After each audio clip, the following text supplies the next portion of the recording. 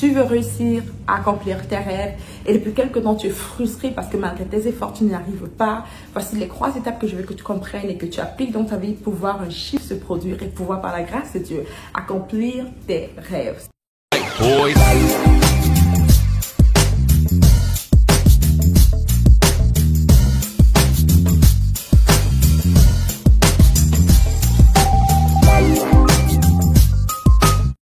Salut les meilleurs, ici Deborah Comini, je suis mentor en transformation.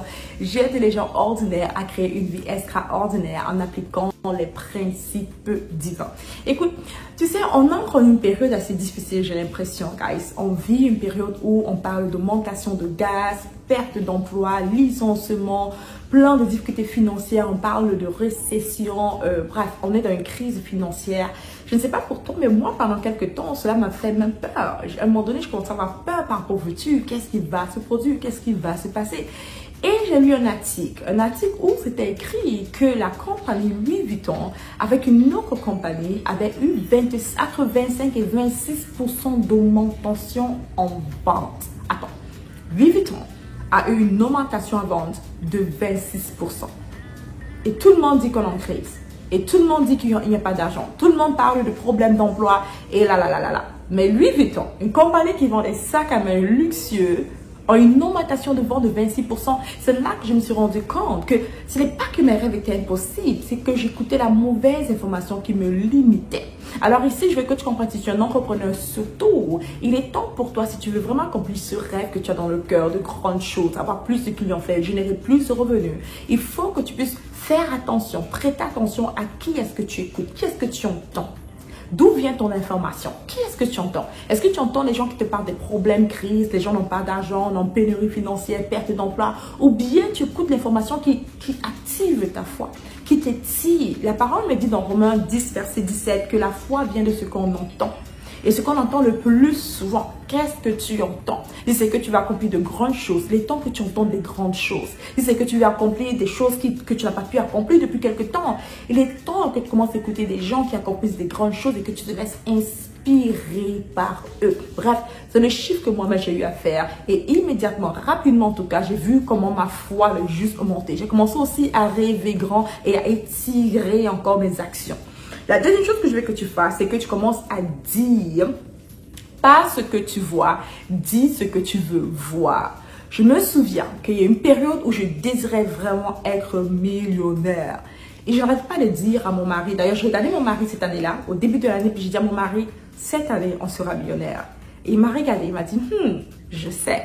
On a commencé à se dire à la maison qu'on est millionnaire. Les enfants écoutaient que les parents étaient millionnaires. Et ils disaient aussi qu'on était millionnaire. On le disait constamment entre nous-mêmes, on se le disait, on est millionnaire. Cette année, c'est l'année où on est millionnaire. Et devinez exactement ce qui s'est passé cette année-là. C'est l'année où notre network a augmenté, on est devenu des millionnaires.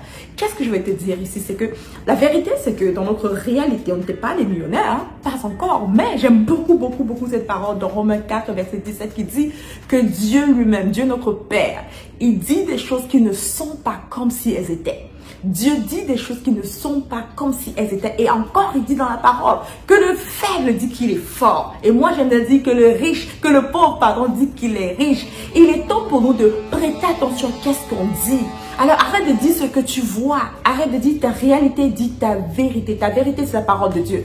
Ta réalité, c'est ce qui est autour de toi. Mais la vérité, c'est ce que Dieu dit. Est-ce que Dieu dit que tu es dans le manque?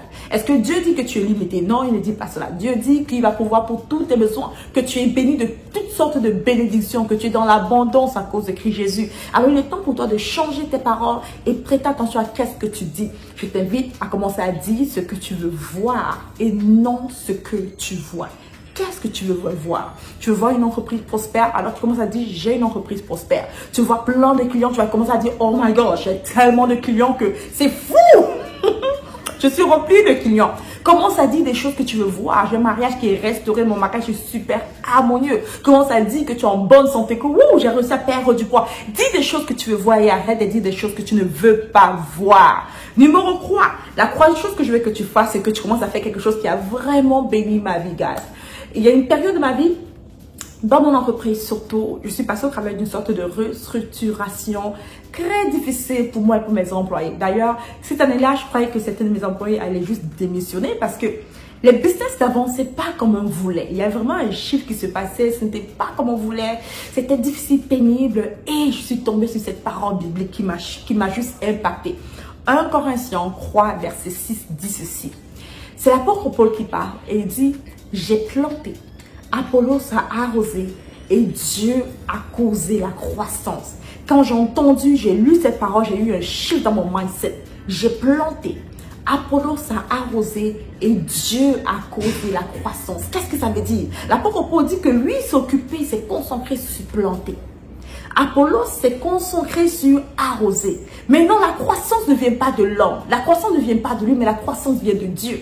Et là, dans ma tête, j'ai compris que si moi-même, je m'assurais, je me concentrais sur planter, s'aimer. Mon équipe se concentrait sur arroser. On pouvait maintenant faire confiance à Dieu que la croissance allait venir de lui. Therefore, la croissance ne vient pas de moi. La croissance vient de Dieu. La croissance ne vient pas de moi, ça vient de Dieu. Mais écoute ça, la croissance est toujours proportionnelle à la sémence. Pour que la croissance arrive en abondance, il faut que je sème en abondance. Hello!